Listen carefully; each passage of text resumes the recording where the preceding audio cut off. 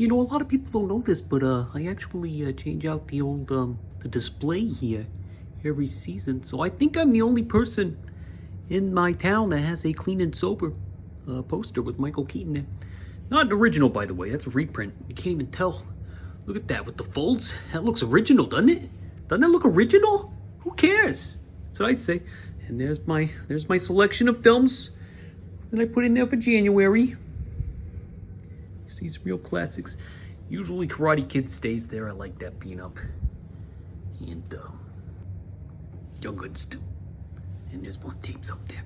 Yeah, let's get started. Emily, have you seen my nipple cream? Oh, I'm sorry. Hey guys, Jeremy here. This is it, all right? Everything leading up to this was a dry run. Yeah, it was a dry run, okay? Every episode you see before this was just the ramp up. You know, it was me testing things out, you know, seeing the response, seeing what kind of things my opinions were real. Those are all still in there, you know, those are real opinions. But I'm gonna stop, I'm gonna make this easier on myself, you know, instead of trying to catch an algorithm, which I never was trying to do to begin with. But, you know, just to keep it easy, we're just gonna call this Jeremy Speaking Episode 1, okay? And then I'm going to start every week. I'm going to come back, and I'm going to have another show for you. And that's what it is. It's a show. It's a review show where me, Jeremy, talks about what he's watched or listened to or read in that particular week, okay? No big format, you know, no big organization other than, you know, I like to start with where the latest thing that I watched. And that's what we're going to do, you know? I have a system for how I get there, but I'm not going to spend too much time telling everybody what it is. If you want to know, I got plenty of episodes previously called various titles. Just look at my channel, you'll see them. And so this is it. This is Jeremy Speaking. It's like a public access YouTube show. My name's Jeremy. I'm a young man who lives in a downstairs video store surrounded by posters and VHS tapes. I like to wear sunglasses sometimes. I like to wear this Karate Kid headband sometimes. I change my clothes regularly. I shower just like you, okay? I don't have a shower down here, so I have to go upstairs to shower, but I still get it done. At least once a week, I'll take a shower. My hair's thinning on top. I'm a little sensitive about it. So if you're just joining us, please, in the comments below, don't talk about my hair, please. And another thing, okay, in the comments below, if you want to see me review a particular movie or listen to a particular album to give my honest opinion, then I'll do it, okay? Just leave it in the comments below, like and subscribe, and we'll do this thing, you know? This is where the world is headed. Like niche entertainment for not the masses, not the monoculture. We're looking at a culture that's spread around, and everybody finds their little bubbles. They find the little bubbles, and they stay in their cozy little bubbles. And then you got the people that like to watch the bubbles, and then you got the people that like to create the bubbles, okay? And I'm an artist, okay? I'm an artist. I create bubbles. That's what I do. I blow bubbles out the old mouth, and I just spread them around. And whether you want to join me in that bubble or whether you want to pop the bubble is up to you, okay? I don't have a format here. I'm not writing anything down. This is all off the dome. This is off the dome. So here's what I'm going to say, okay? Here's what I'm going to say, yeah? I'm just going to start. We're going to start reviewing things, and it could be anything. You never know what it's going to be, and I'm not even going to mention it in the show in the titles. Okay, it's just going to say Jimmy Speaking 2026 Episode 1. That's what I got. Okay, that's what I got.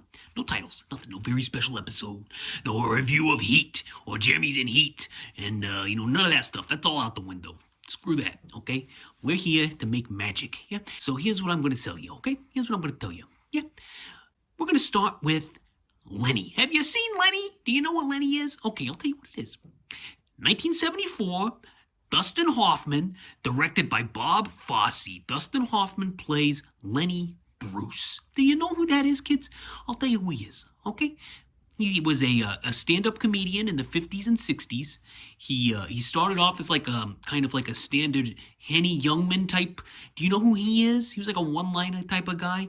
So he started off doing that. You know, he started off doing like little impressions on stage. But then somewhere along the way, he got disillusioned with everything, and he started performing in like strip clubs. And then he just started doing like off-the-cuff stuff, you know, like off the dome type of stuff. Except he was very dirty about it, and he would say words on stage that kept getting him into trouble. So he kept getting arrested for like obscenity for saying words. Can you believe that?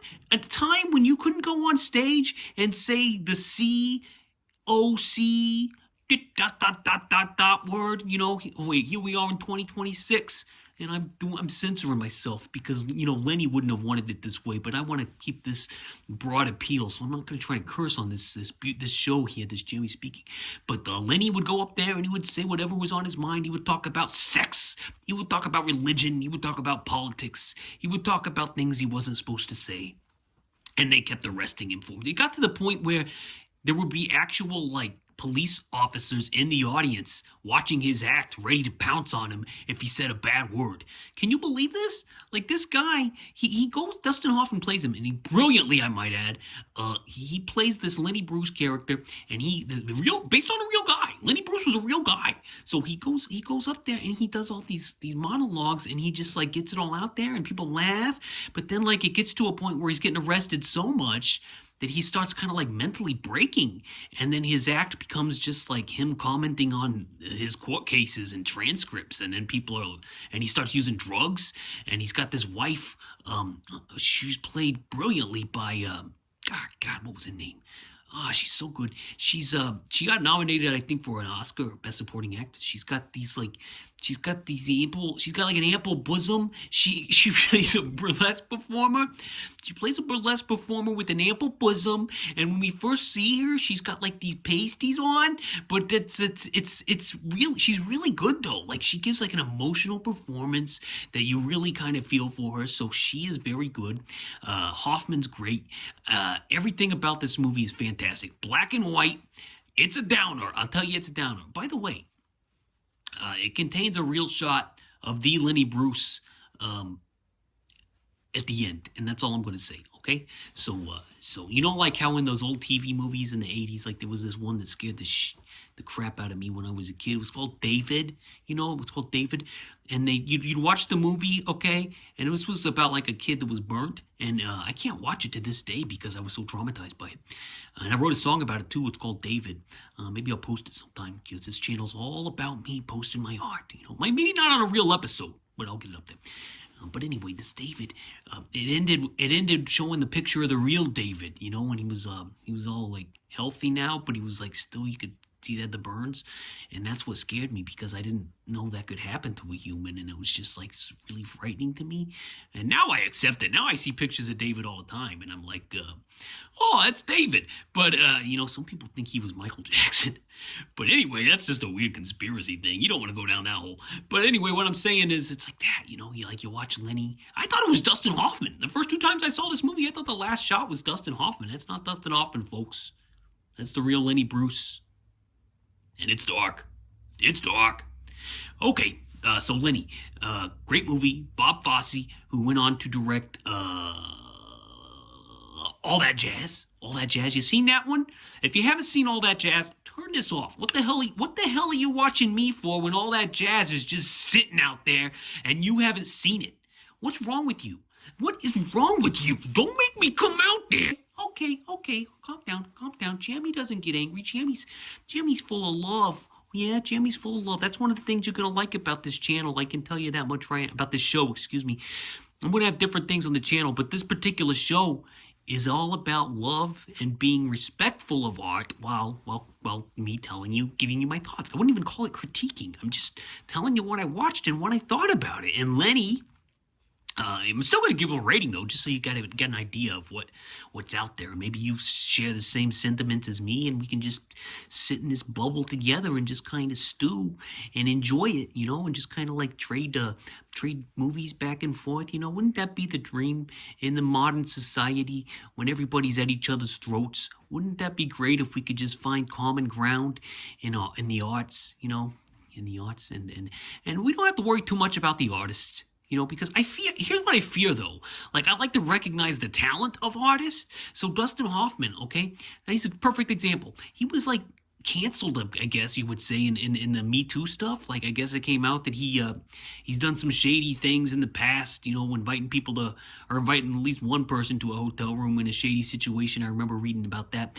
I remember reading about his temperament. I remember it being said that he he did something. Did he slap Meryl Streep or something on the Kramer versus Kramer? I can't remember what it was, but he did something to Meryl Streep on Kramer versus Kramer to get a reaction out of her. So he would do these things, and it was enough to get him on John Oliver on his case. John Oliver starts harassing him on stage, and somebody in the audience was like, "Leave him alone." Shame on you. Well, okay, so Dustin hasn't been in anything since that I know of, which is a shame because maybe he did all that stuff, but I guarantee every other actor of that era has the exact same crap in their closet that they don't want you to see. Dustin was just unfortunate. The unfortunate guy that got it, if you want to call it that, unfortunate guy that got it, spilt the beans, got spilt in public, and now Dustin Hoffman can't exit his house to make a living as a 90-year-old man because he's getting up there. I think he's like 89 now. I think he's going to turn 90 in next year. Holy shit. Is that right? Because he was already 30 and when he did The Graduate. So if my math, they say never to do math on camera. Although I saw one guy make fun of some conservatives because they couldn't do math on camera. But I'm like, come on, dude. We try doing it. Unless you're like a math whiz. Realize that not everybody can do math. Especially on camera. Or under any sort of pressure whatsoever. And that's me. So, let's try it. Dustin Hoffman in 1967. Let's see, what was it? 1967. Okay, so he was 30 in 67. That means he's 40 in 77. That means he's 50 in 80. 60 in 97. And that means he would be 70 in 80 and 17. Yeah, he's going to be 90, guys! And we're sitting there worried about shit that he did in his life when he wasn't a perfect angel. Because we're all perfect angels, right? We've all never done anything wrong, okay?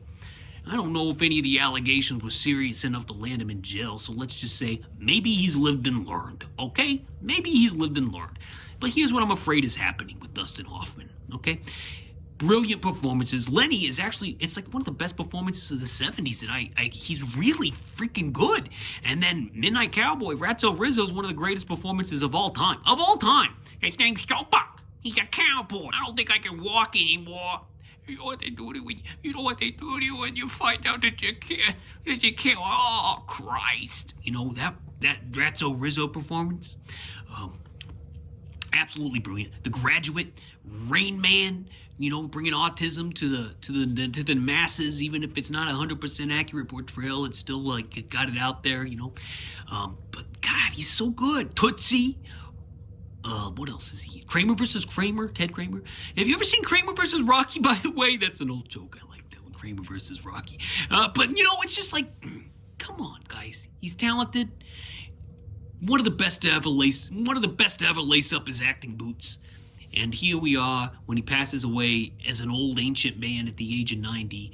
I can see it now. Well, I don't know if he's going to die this year. I'm just saying he's going to be in his 90s when he passes. And some guy on the internet's going to say, yeah, well, Dustin Hoffman did this and now we can't talk about Dustin Hoffman anymore. And I'm like, guys, this is why Donnie won. Okay?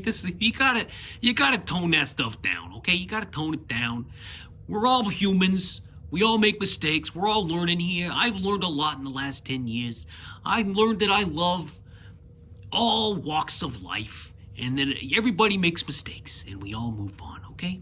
And Dustin Hoffman, I think, should be allowed to move on. Maybe. I haven't read up on this. Maybe he did something terrible. If he did, maybe I'll come back to you next week with a different opinion. But maybe I'll just move on with my life. Lenny! 4 stars and a heart on Letterboxd. When I say and a heart. Oh, excuse me. I have a different system here. 4 thumbs up and a heart on Letterboxd. So when I say and a heart, that means on Letterboxd you can put a little heart next to your entry, and then that's what I done with Lenny. Okay, Lenny, 4 stars and a heart. Check it out if you haven't seen it. Okay, what else did I watch this week? I went back a little bit in time for my Tubi Friday to watch a movie that I just looked up. I couldn't find anything playing locally because I couldn't find local listings from 1966 in my local paper. That's another thing that I like to do. And I couldn't find any movie listings from 66 the week that I wanted, so I just went ahead and typed in 1966 into Tubi. And I was looking at some of the titles there, and some of them I'd seen, and some of them I had not even heard of, most of them. And then there was this one with this cover art. excuse me. There was this one with this. It's going to happen from time to time, so you better get used to it. All right. I think a lot of air comes in because I don't talk all week. You see Jeremy out in public, you're going to see a silent, mute, strong type. Unless somebody starts talking to me, then I'll talk to them. But I don't go out of my way to talk to anybody because of a mixture of probably being like somewhere in the heavily introverted, inner self type of personality, you know, and also because I have social anxiety. But I will say that I'm on medication. That's gone away quite a bit. Not 100%, but I do like it. What I've noticed most about the medicine is just giving me a ton of motivation to be creative. You know, what was I talking about? Oh yeah, I might have ADHD as well. So anyway, this is all self-diagnosed, but you know, that's what you're dealing with here. Okay, anybody that relates to all that, come into the bubble. The water's warm, as they say all over the place. The water's warm. Come into the bubble with Jammy. Let's take off our shirts and let's dip in the pool. Well, we don't have to take off our shirts because, as we learned in the last several years, that's a no-no. Don't take off your shirt in front of anybody unless you ask them first, okay?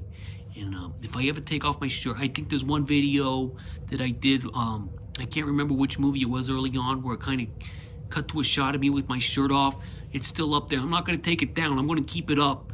And I apologize to anybody who was offended by the exposure of my flesh without warning. Okay? I've learned. And I'm not going to do it again. Okay? Where was I? Oh yeah, 1966. Ratfinka Boo Boo. Okay. Okay, I was scrolling through Tubi and I saw this cover for a movie called Ratfink and Boo Boo. And it showed these two little like Batman and Robin type guys with like homemade costumes, like Blank Man. You remember that movie Blank Man with Damon Wayans? So I was like, this looks weird. So I turned it on, and the title comes up, and it doesn't say Ratfink and Boo Boo. It says Ratfinka Boo Boo. So I love that. There's two different titles, and the title on the screen, as I came later to find out, it says Ratfink a Boo Boo because the guy who did the titles made a typo when he was writing in and. Who does a typo on and when you're doing titles? I mean, that's a pretty easy job. You know, that's your job. And he got a typo on the word and. Ratfink a Boo Boo in 1966. It starts up, okay? It's got that funk. It's got that camp kitsch. Is that what they call it? I don't know. It starts with a K. It's got that type of vibe to it already. You'll have to excuse me. I get snotty in the mornings too. You'll find that out if you're just joining us on episode 1 here.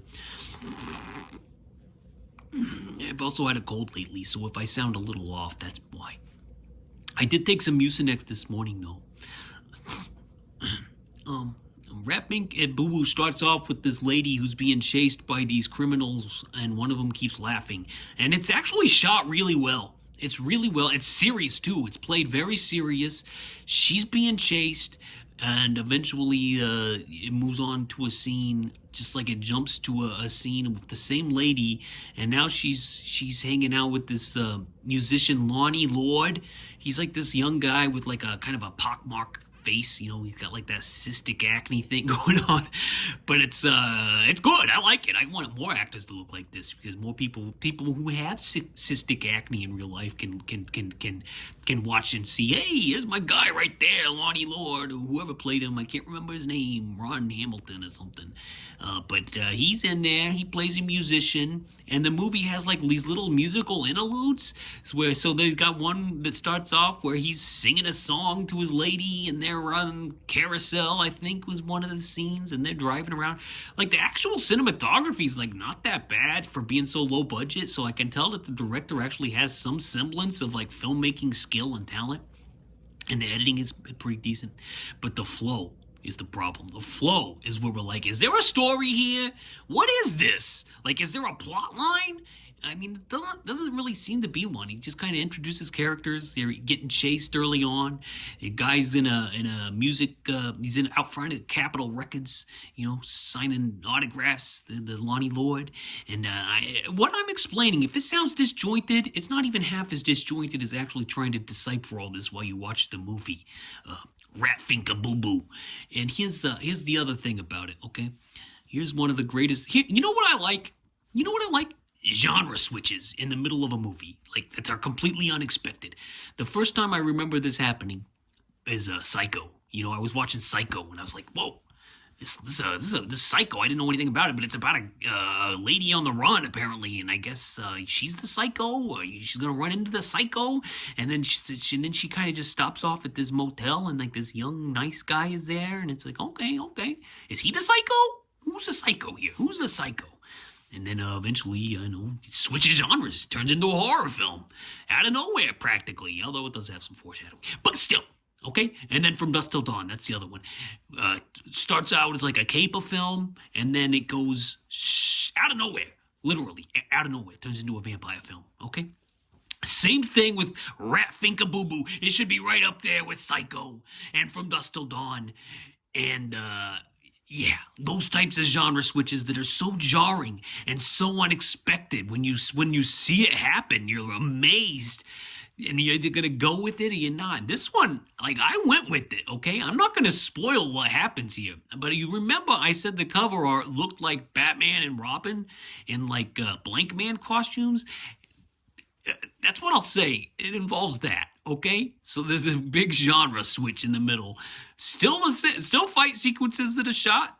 Still no story whatsoever outside of whatever you're seeing on the visuals there, and really bad dialogue, overdubbed, obviously, by probably the same guy doing all the characters. And it inspired me. So now I'm kind of like getting ideas about how to make my own Rat Finger Boo Boo that nobody's going to watch, but I'm making it for me. And in this non-monoculture, with this niche culture where everybody is, what's the word for it? Is it macro? I don't know what it is. But there's a new culture where everybody's in their own bubble. Okay, keep saying this word today. This is the word of the day, bubble. And I'm making my own stuff in my bubble, and you're welcome to come and join me in my bubble.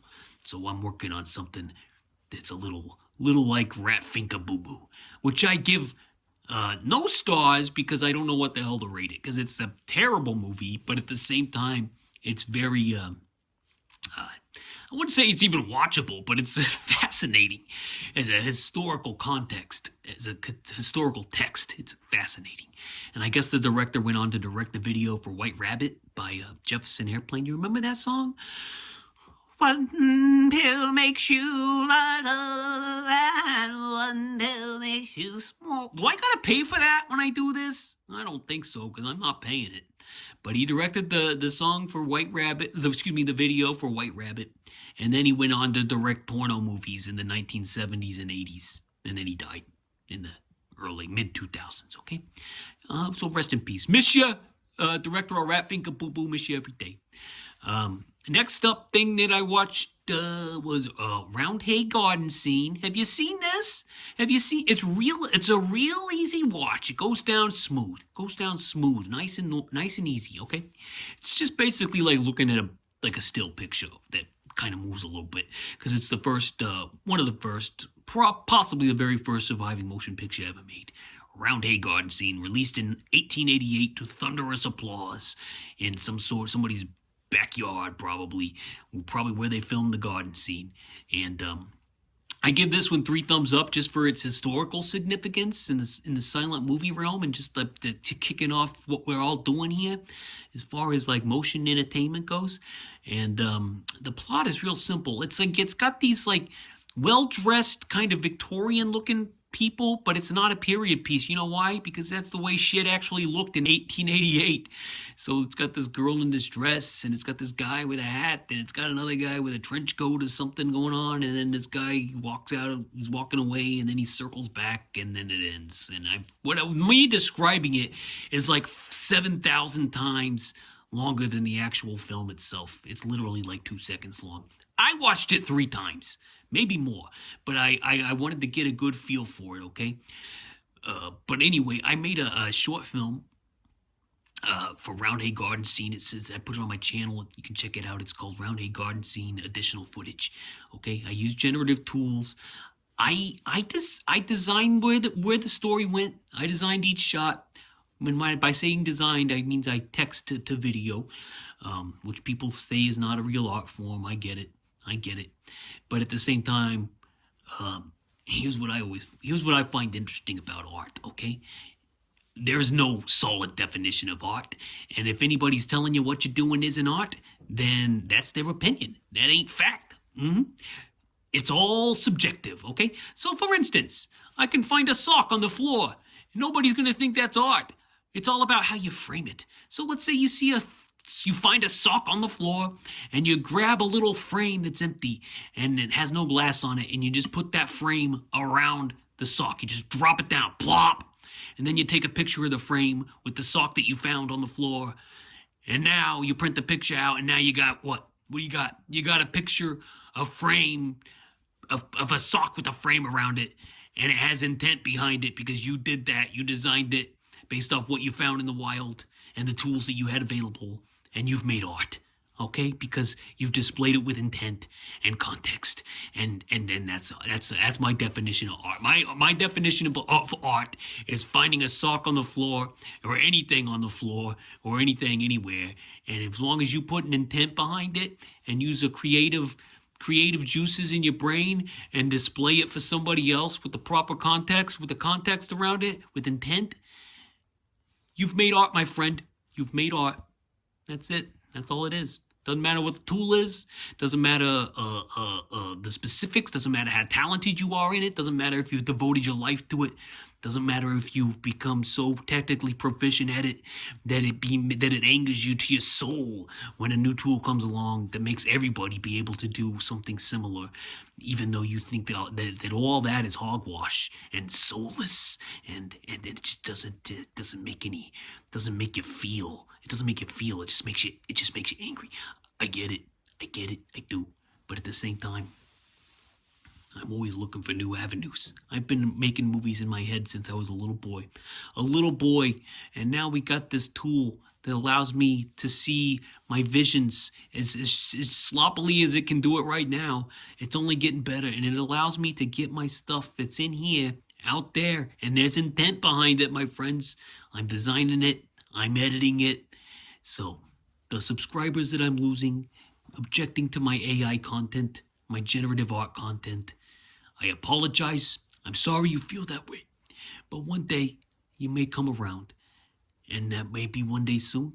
That may be never. And that's fine. You know, some people still can't watch movies with CGI effects in them. Okay? Because, you know, if their uncle used to hand draw every frame of a dinosaur walking around the forest, and now he doesn't get paid anymore because a computer can do all that in way less time. So that's just the nature of the beast, the nature of the art, the nature of the tools. What matters is the intent. Doesn't matter how you get there. Okay? That's my perspective. Okay? So, Round Hay Garden Scene, 3 thumbs up. Boy, I tell you, I'm taking a look at what else I have to review here, and it's just too much. And I can't talk anymore. It's been so long. So we're gonna wrap it up here. Jeremy Spoken, 2026, off with a bang or whimper. You're gonna see a lot more content from me in the bubble, because we're all in the bubble. Okay? Godspeed, peace and love. Doodles.